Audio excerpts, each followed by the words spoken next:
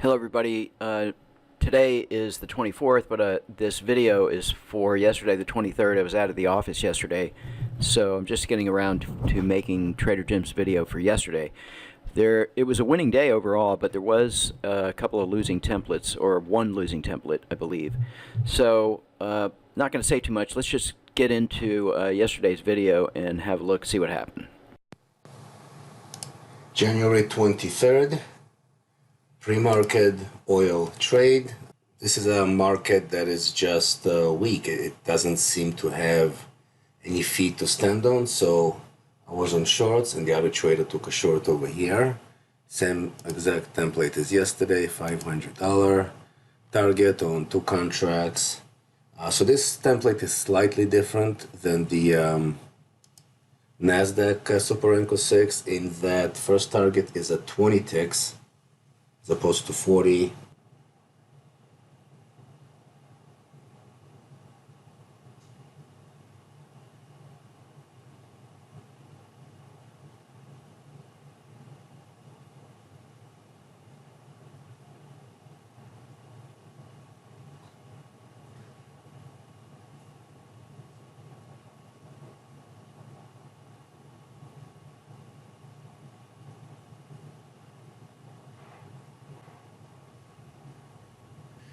Okay, so let's take a look. Looks like first target was hit. I guess not enough ticks in yet to set the stop at break even. I think it's at 30 ticks.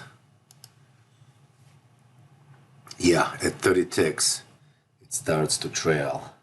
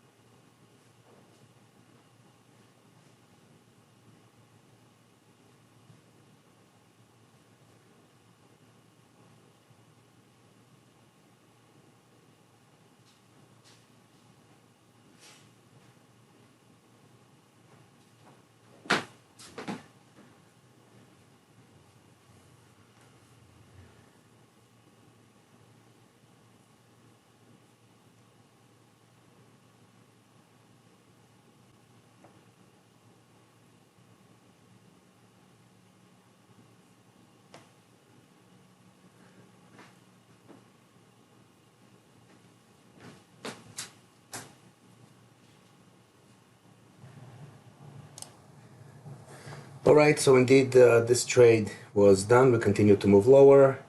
Some negative slippage here. It's alright. I am gonna have to leave soon. Oil is done. Still looking at the NASDAQ, trying to figure out what I should leave running. I'm still thinking 987 and the 500 tick open range. Another maybe 20 minutes, we'll see.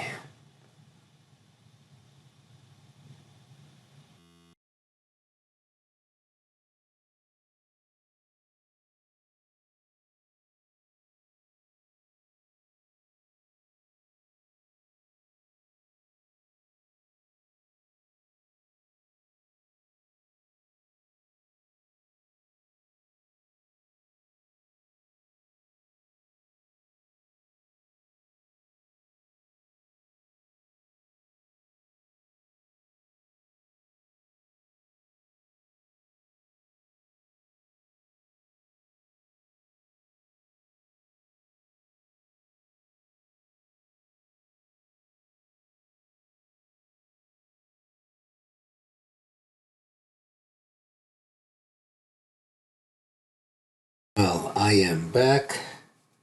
Still the 23rd afternoon. So looks like the closing for the investment property is going to be on February 3rd, which is Monday. So it's both exciting and terrifying. In any case, let's go over the two charts that we're running. It's both some good and some bad. So first the 987 Hakinashi, which never disappoints, it seems. Comes through with two contracts and one long trade, and hits $1,000. A couple of ticks probably in slippage here because this is after commissions. So very solid performance once again by the 987. Very reliable. A chart that I really trust to be left alone and trade on its own. It's a much larger time frame. I would never leave, for example, a Super Renko 6 running unattended. It's too small, and it's not designed for that purpose. So this, again, you've seen this before, has a 20 tick offset. So it's 20 tick from the high, and that's why this long was taken over here. So the open range was running as well, and this one was not so good. This one got stepped out for the day. Only traded one contract, going for 500. I was thinking long, and you know what? Obviously, after the fact, easy to tell, this was definitely a short kind of day. And you know, those of you whose work told you to take shorts, definitely this would have been a beautiful short. Would definitely have hit your target here. But for me, above 91.76 was still bullish, despite the sharp rejection of the 92.57 area. The high was 54, which definitely satisfies the 57. Because remember, when I come up with those zones, it's of much higher time frames, 120 to 140 minute and daily charts. So the 3 points in NASDAQ is nothing on the larger time frames.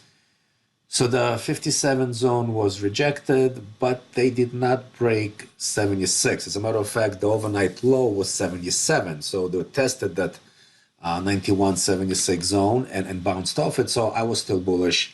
The other trader took a perfect trade. They're fairly close to the open range and nothing wrong with the trade. They sold it off. Did not work out. As day went on, then they broke right through the top side, went higher. It is questionable. I'm not sure if I would have hit my target here, maybe. Well, actually, no, I did not, because a long was taken. So, right, so here it is. A long was taken. Again, very close to the open range. Again, nothing wrong. Perfect execution by the auto trader. But again, just did not work out and took this loss for the day. $500 loss, daily loss on this template. So,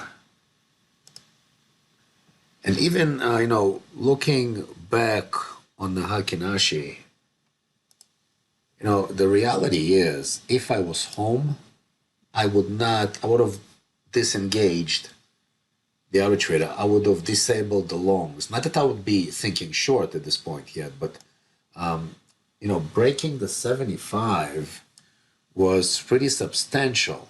And to me, actually, breaking 75 would very often lead to such numbers as 91.35, 91.40. So, I was not home, so the auto trader just did what it does, and it took a beautiful long trade, and definitely outsmarted me. I would not be taking this trade. It did, and it did well. So looks like for today, at least so far, two accounts hitting targets and one account got stopped out for the day. And where should we go from here? When they're just bouncing now, trying to decide if they want to break the 76 or firm up on 76, firming up on 76. And by the way, the normal thing to happen, if there is such thing as normal, so I'm going to just say the normal thing is for the daily close today to be above the 70s, at or above, I should say, the 76 zone. Remember, for me, a zone is not to the tick. So if they close, for example, at 74, that is still at a 76 zone. So as long as they continue to close at or above the 91.76 zone, there should be a retest of at least 92.23, and then 92.57 zone once again. So those two numbers, 92.23 and then 92.57, as long as the 91.76 zone holds. All right, so I don't know if there'll be, what time is it now? Going on 1:30. I'll see if there is anything. Right now they're just bouncing in a zone. There might not be, right now they're just bouncing in a range. So I would need to see something happen to take another trade. And I'm thinking if I do take a trade, it will definitely be on the Super Renko 6. So we'll see.